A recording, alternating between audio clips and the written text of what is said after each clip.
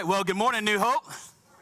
Hope you're doing well. Thank you so much for being here. Y'all have done that which is countercultural. When there's an excuse to be had, sometimes it's easy just to jump onto it. But thankful that you are countercultural, made your way to church here. And I'm just so grateful. And for those that are joining us online, thank you for being here as well. And I know that many of you, obviously, different snow affected everybody differently. Even when we had basketball games yesterday for my daughter, I'm coaching her team. Never thought I'd be doing that, but here I am, coaching her basketball team. And, the snow and stuff yesterday that took place for a North Carolina guy, not the New York guy. It's a lot of snow. We canceled Christmas. That's terrible. We canceled going out for Christmas because there was a threat of snow in North Carolina. And so this is a whole new ball game for me. But praise the Lord, got up my little hill, and here I am. Really quickly, just want to say thanks so much for those group leaders, all the group leaders that are busily, preparing and getting their hearts in the right spot to be able to lead the groups. Thank you so much. Obviously, that pretty one that was up here just a minute ago, I know that her group is going to be fantastic. And just a word about that, too, is I've seen my wife as she was going through that process, through those questions, and have all her books and her little study guide and her little basket she carried around as she was doing it. So it's one of those groups that is born out of heart of absolute genuineness. I know by God's grace that he is going to use that. Real quick about one other group, and that is the micro groups. Nick and I are both leading one. These are obviously just for, I say obviously, but it is just for guys. And what we're doing is this, keeping it under about 3 to 5 people. Mine's going to be at Panera Bread. I think he likes American Ice and some other places. I'm not sure. But mine's going to be at Panera Bread. It'll be on the morning. Mine's at this time, depending on the group size. It's shaping up that it's going to be Wednesdays at 7 a.m. That we're going to be meeting around that time frame and just pretty much meet for that time, about an hour. Then we're about our day. After that, we're going to have a short study. We're going to pray together, and then we'll just be able to do life one with another. And so that being said, obviously, we invite you guys to be able to join the micro groups too as well. As you can tell, there are some groups that are closing, and that's exciting on one side, but sad on the other when people come and say, is that one already full? And I'm like, yeah, that one's already taken. But all that being said is there's still plenty to be able to go around, so hopefully you can find your spot. Hey, well, as we start here this morning, I do want to say this. Typically, when you come inside, you get a bulletin or weekly and different things. And this is one of those days that you probably want to have one. I decided instead of doing notes that I would make this really complex and complicated graphic that you will be looking at, because I want it for Nick and I, when we were praying about what this would look like. This is still within the equipping series. It was equipping series. We wanted it to be that we would be able to see what exactly a discipleship pathway then would look like. So if you don't have one, I do encourage you in the back. If you want, just hold your hand up. I know we got ushers still in the back. They'll make sure to get you one as we begin here into the introduction. Well, as we begin in Psalm 37 in just one moment, at the beginning of each year, our family, when I say my family, not just my immediate family, but my brothers. I have 2 other brothers. One's in Baltimore, the other's in North Carolina. Mama, she's involved this as well. We have a family fitness challenge. And so since we're all Apple users and stuff, we all have our Apple Watches, and many of you are familiar with the Apple and closing of your rings. In fact, I have one of the rings closing pictures that we have up here as far as during the competition. Do not judge my calorie goal. I lowered it so that I could win the competition, okay? But it was only 300 calories. If you did Apple Fitness, you understand how this works. And so at the beginning of the year, we know we're not going to do it like forever and always, but at the beginning of the year, we get our health fitness goals together, and we start by having this challenge, and you are able to go, you count your move goal and your stand goal and all these things. There's lovely trash talking that happens within the family chat. Just a cool bonding way as we start the year. But what's interesting is if you have any type of fitness tracker, you're very familiar with the fact of step counts and how many steps you have at the end of the day. It's interesting, I think, and this graphic, was it 2000? Can't read it, 634, there we go, 834, something like that, around 2,800 steps, right? Now, this was sometime in the middle of the day when I took this screenshot for this sermon, but it's interesting, though, is whenever you look back at how many steps that you have, rarely do people do this. Maybe you do, and you will be of that small minority, but rarely do you get to the end of the day, you look at your total step count, and you look at it and say, wow, I've gone today 2,800 steps. And then in the back of your mind, you go, man, oh man, I remember step number 1,407. Man, it was so fun. I was in the store. I think I was approaching the M&Ms. Then I remember what Nick said, and so I stepped back, and that became an extra step. Like, rarely do you think to yourself about that step, 1,407 or 691. But you have to make this observation understanding, that if you did not hit step 690 whatever, you would have never made it to 2,800 steps. It might have seemed insignificant. It might not have been flashy. It might not have been cool. It might not have been memorable, but it was necessary. If you have a goal to the other side, its steps is how you get there. I want us to look at this in light in Scripture. In Psalm 37, of a very common aspect of where it talks very clearly about this idea and these steps. Psalm 37, also called Vitamin 37 when I was a kid. It was a guy who said, if you're ever going through a time in your life, Psalm 37 is definitely the passage to read and reread and reread again. And Vitamin 37 is his time in David's life and as far as background and stuff in the cave where he is, but we're coming, and there's not a whole lot of contextual things I want to say about it, but I will be saying in verse 23 and 24. Let me give you a quick forecast of the sermon, and then we'll go from there.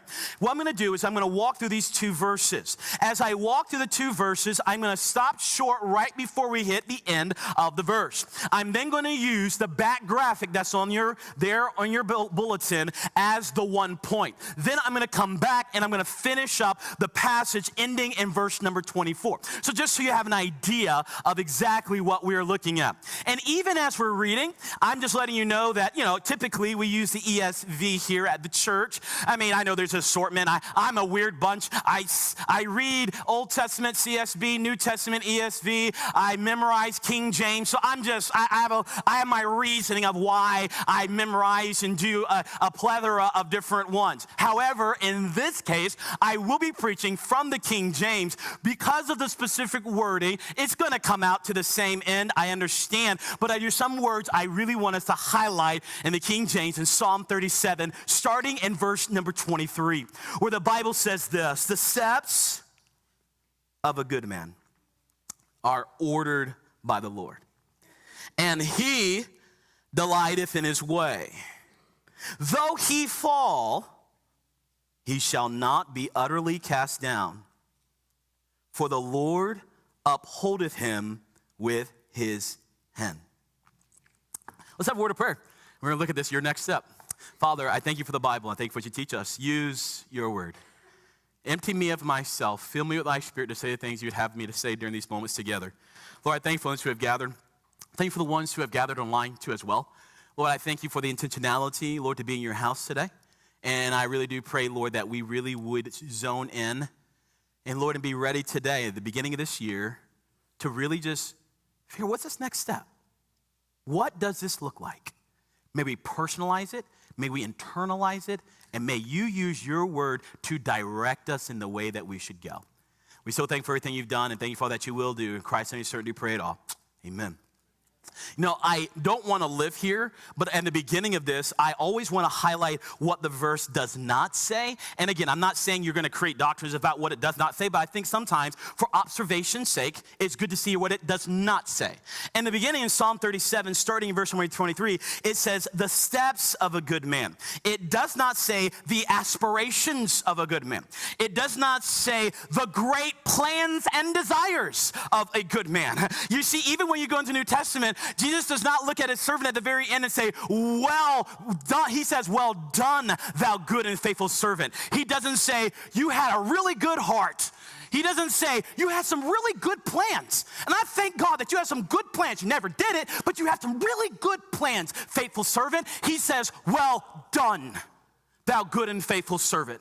He says, it's the steps of a good man, not just the ideas, not just the, I think so, I plan to. When I highlight my past life in traveling and evangelism so much because this was an unexpected thing that happened to me that I did not plan for in evangelism. I traveled, I knew that would be kind of transient lifestyle, but one thing I didn't know about relationships, how it would make it weird, is that what would take place is that I would go to a church on a rotation of sometimes every 2 or 3 years, And so I would come to the church, and there would be somebody who's on fire for God at the time, and they'll tell me their plans and dreams and aspirations. And they say, Adrian, can you pray with me about it? I take very seriously if you ask me to pray about something. In fact, if you don't want to be asked about it again, don't tell me, because I'm probably going to circle back and say, hey, I've been praying about it, and I'm just wondering where exactly things are. I would come back literally 2 to 3 years later. I would find that individual, and here is what I did not expect. I would then be so excited to tell them, I have been praying for you about this. And what happened is, it was no more than a pipe dream, aspiration, or desire. It wasn't necessarily God pivoted something else. It turned into, they didn't even take a step. They didn't even take the illustration that Angel used about, I want to go on a mission trip. I want to go on a mission trip. I want to get a passport. You know what I'm saying? Like take a step.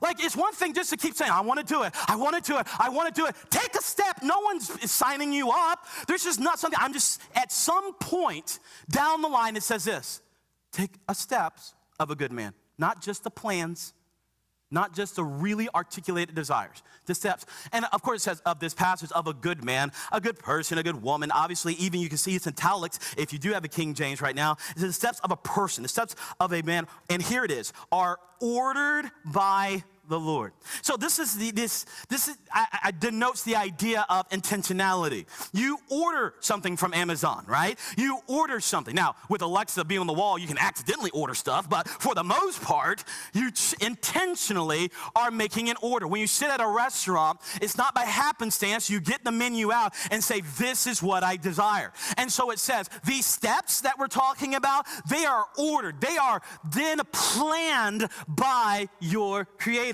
So these steps of a good man, they're ordered by the Lord. This is where many times we overcomplicate the planning of God. Because sometimes, my brother who's worked with young adults and teens for so long, and as he's done, and many of his studies I certainly appreciate, as I've listened to him teach to young adults and different things, and one of the most handed out books by far in all the years of ministry. If you go to his office, if you find out exactly what it is, if you go and you ask for advice, his normal one go-to book for anybody teenage and that young adult is Jimmy DeYoung's book of Just Do Something. The idea of the book is this: is sometimes we sit here and overcomplicate what God's will is for our life, and our very next step what we do is we're so focused on, does God want me to be a missionary in Papua New Guinea? And God's just saying, would you go to church? Like, we're thinking to ourselves, does God want me to do something out there? Just read your Bible. Like, let's not get crazy. Do the steps that He's placed in your life. God does not reveal His will to somebody who is not faithfully taking the steps they already know. You think it even makes logistical sense that God's like, oh, let me go ahead and reveal the big plan I have for this person who's not even doing what I'm asking them to do right now. So He's saying these steps, as monotonous as they seem, they are ordered by God. Don't overcomplicate it. But He says, or by Lord. And what happens here? And He delighteth in His way. The same word delight that's used in this passage is the same delight that's used in Genesis chapter number 34.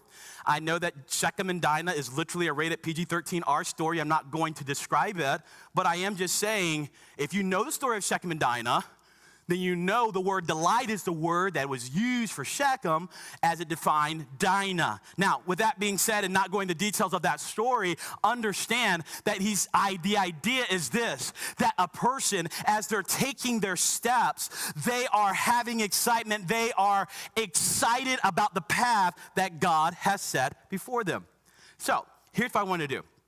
I've done something similar, but I don't know if I've done it in this context with this audience. And so whether or not here we come. Baby, can I get that water? I always forget it. I think I'm so focused, to make sure not to come up too early, that I keep on forgetting my water. Thank you. But this is something that I would do. I just did it in Florida. Yeah, I was with a group of teens.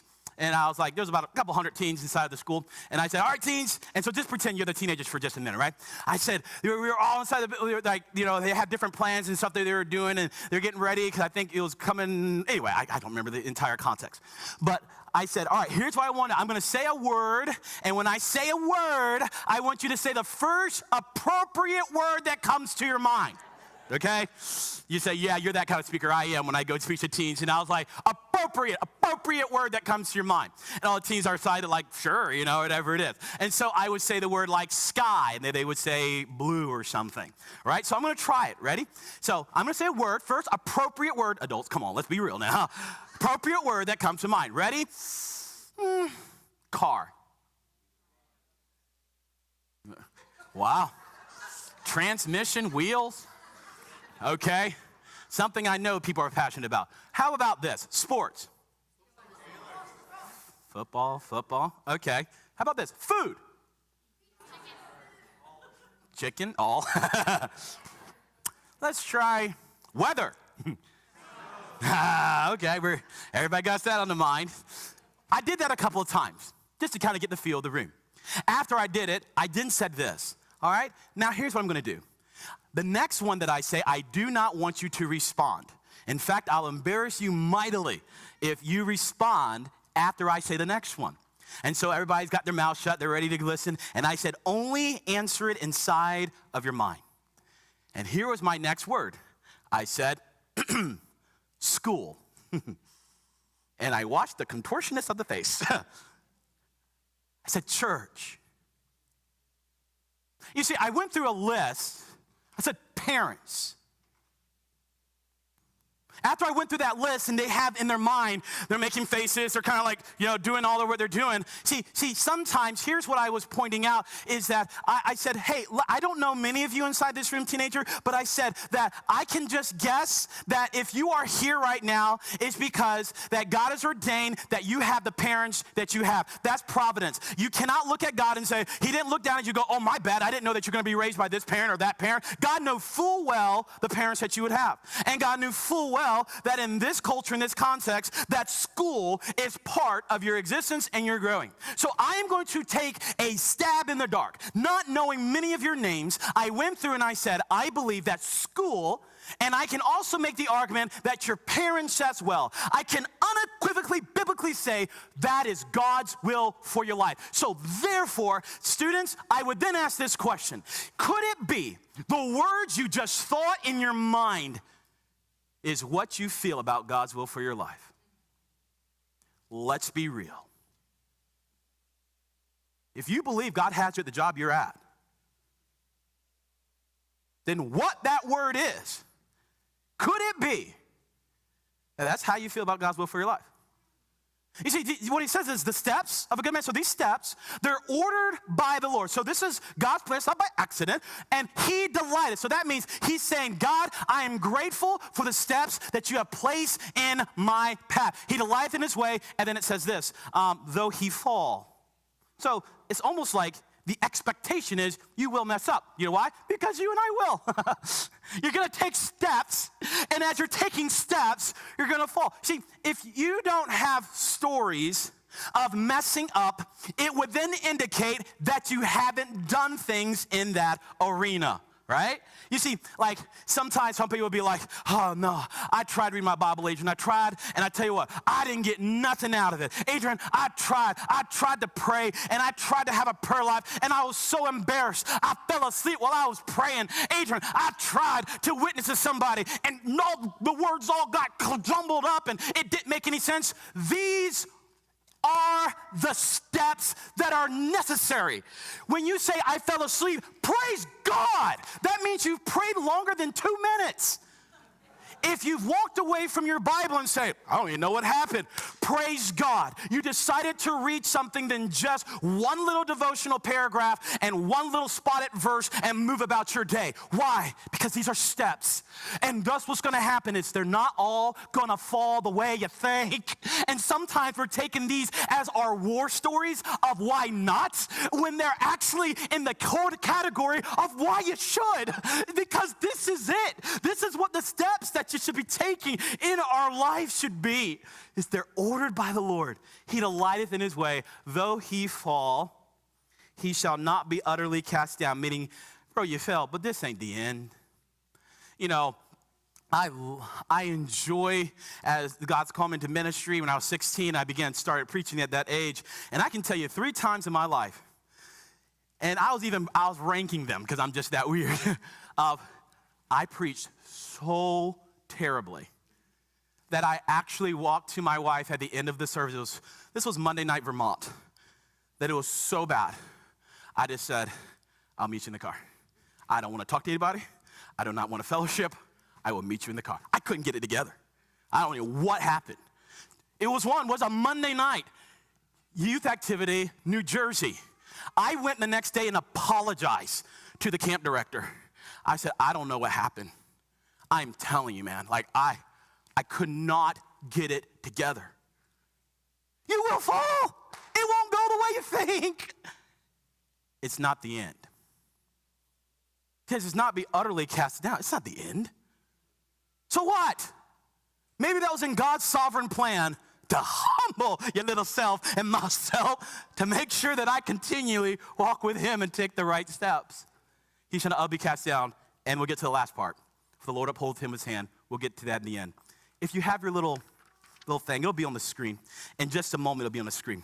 Now, as you're looking at this, I have 3 clarifications I need to make about this. Preface statements, as we're just going to quickly walk through this little ladder and what it's about. Number 1, when you look at this graphic, please understand, number 1, this is a map. It is not a menu. It is a map. It is not a menu. You see, when you have a menu, you're allowed to pick and choose what you desire. When to become like Christ, there is no menu about this, okay? You don't get to pick the parts of Jesus that you like and get to neglect the parts of Jesus that you do not like. This is a map. When you have a map and you put a destination over here and you put this as a destination, the map is not concerned about whether you feel like going on I-40 or not. Doesn't care if you feel like taking an interstate road or not. It just lets you know if you want to get here, this is the path, right? Sometimes what happens is that we look at these things and kind of like think to ourselves that we then have more autonomy than we have. This is the spiritual realm. We submit to God's law. This isn't me saying, God, here is how I'm going to do my thing for you. This is a map and not a menu, number 1.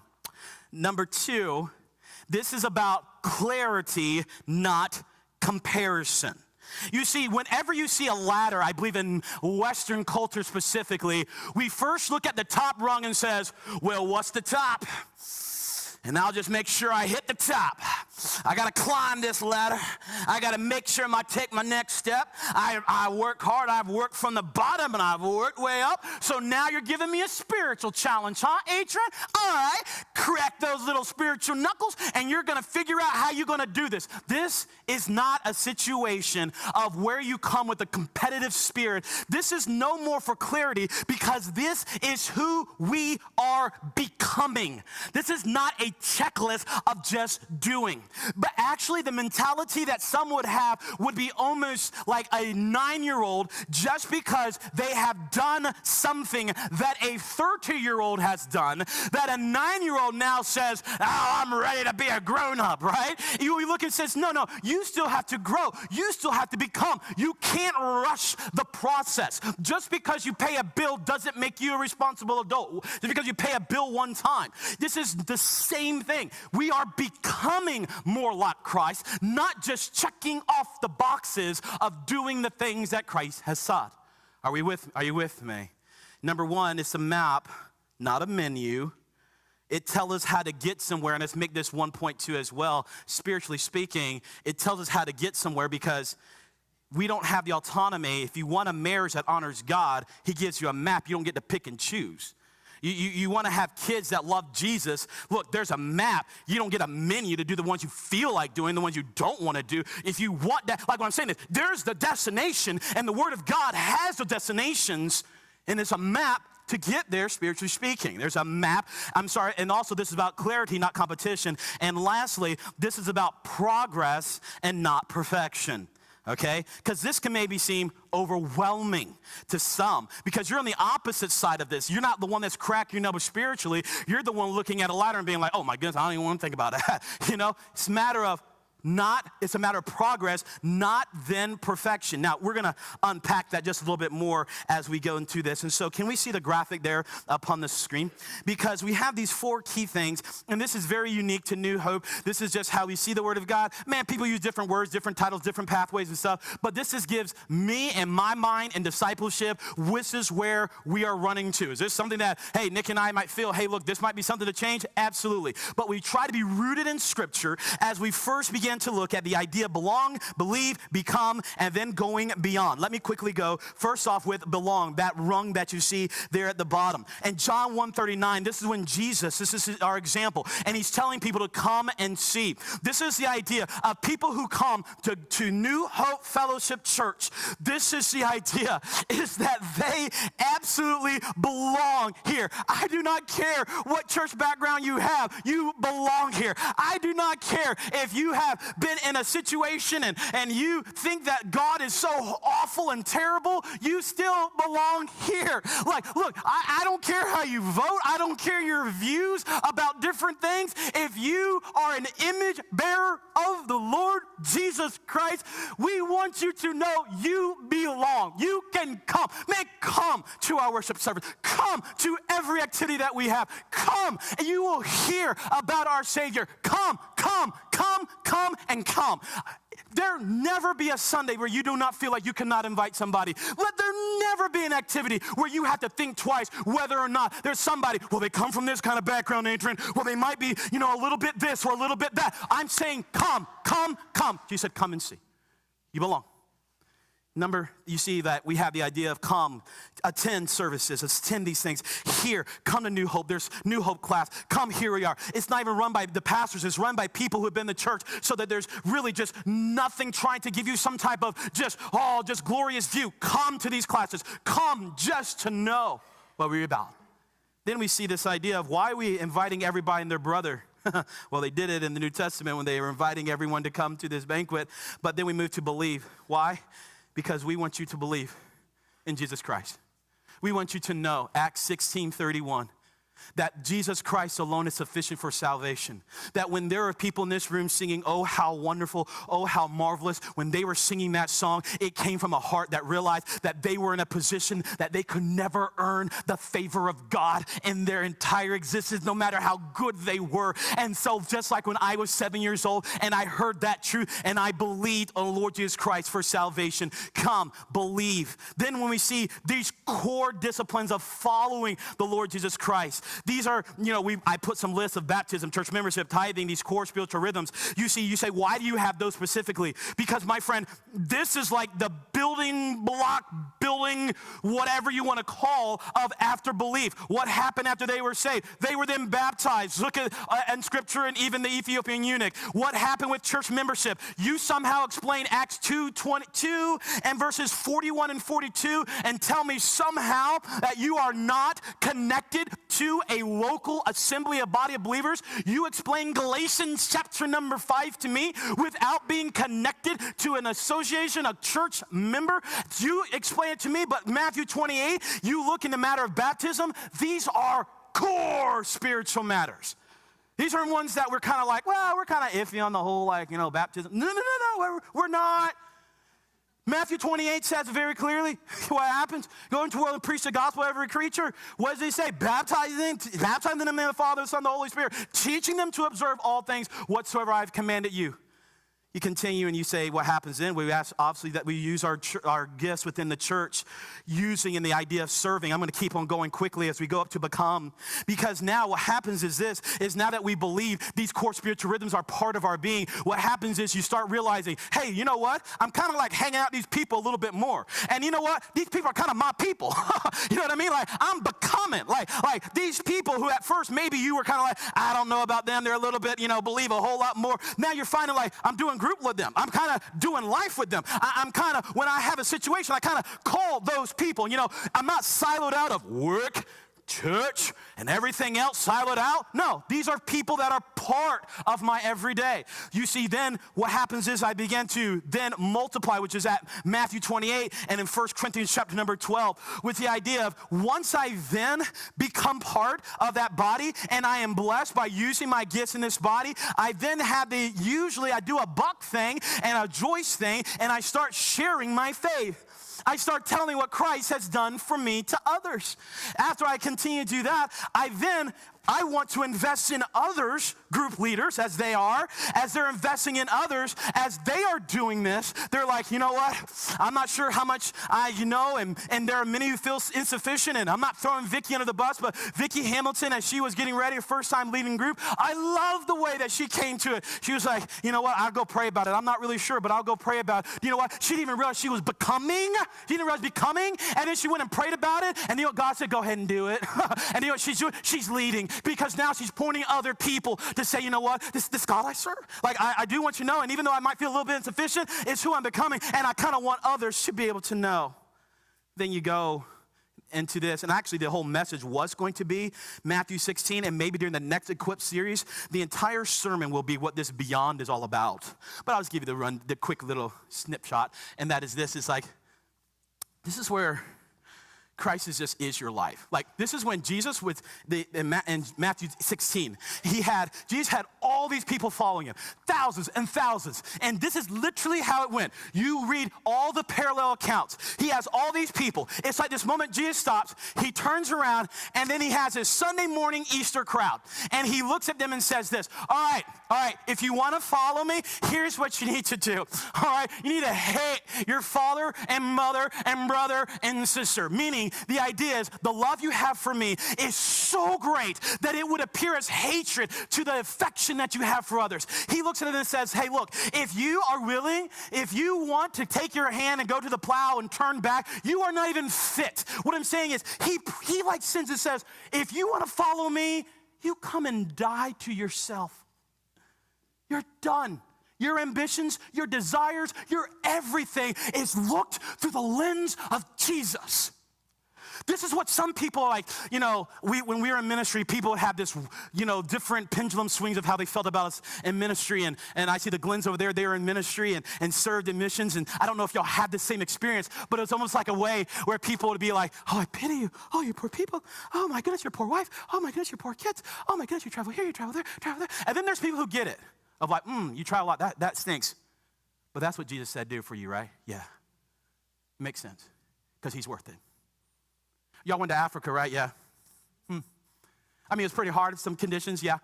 Makes sense, right? It's not a matter of like, oh my goodness, what were you thinking? The guy who used to work for NASA, who was a friend of mine back in Alabama, I mean, he made ridiculous, stupid money. And as he did, here he is in Zambia, Africa now as a missionary. And everybody's going like, how could you throw that away? But when you're here, I get it. Because Jesus is worth it. Because he is my life. Because you are becoming beyond what he's made you to be. So therefore, let me close. Almost done. I am over.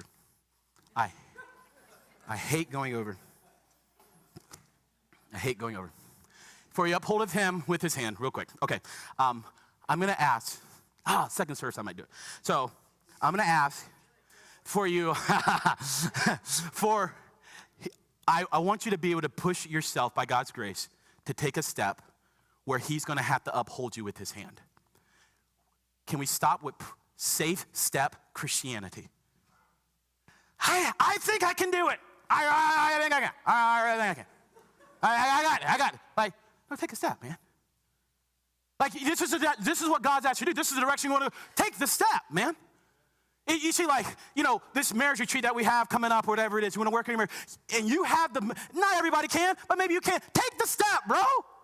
Like, all the different things that are going on. Group life, well, I don't know, it's going to be a little. Take the step, bro. What I'm saying is sometimes we want to manage. You want an advance of grace for something that you are waiting to take that step. And what I'm saying is, let's now start living by faith instead of just living by what we think. Because wherever you find yourself in this belong, believe, wherever you find yourself, I'm just going to push and say, folks, let's take our first step. And second service is not recorded, but I'll tell you a story about that next service. It's not going to be recorded, so you never find out. But anyway, but there's just a fact of how you move yourself when you get to that point and when you realize, oh, God allowed me to do that. Do you have a story like that where it's like, oh man, I would have never led that group. And it worked. God used it.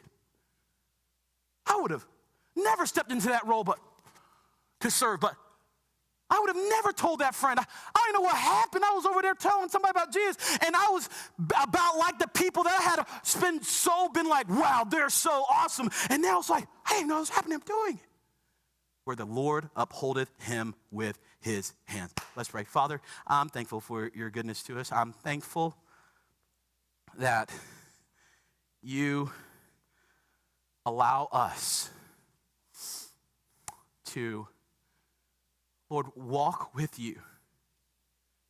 Lord, you even say that word, Enoch, one of those amazing people in Scripture who was defined his entire existence is simply he walked with you. He took the steps. I pray, Lord, whatever spiritual step, Lord, that we would just be able to put it in perspective. And Lord, if we need to get in the Word, God, help people to dig in the Word. If they need to now get to this place of serving, let them get to the place of serving. If they need to then let Christ become their identity, Lord, whatever it is, I pray that you would allow us to look at the map and say, God, by faith, I want to get here, and I believe this is a goal that you would desire for me to have, and help me to take the first step to head that way. Use your word. Christ, I do pray it all. Amen. Amen.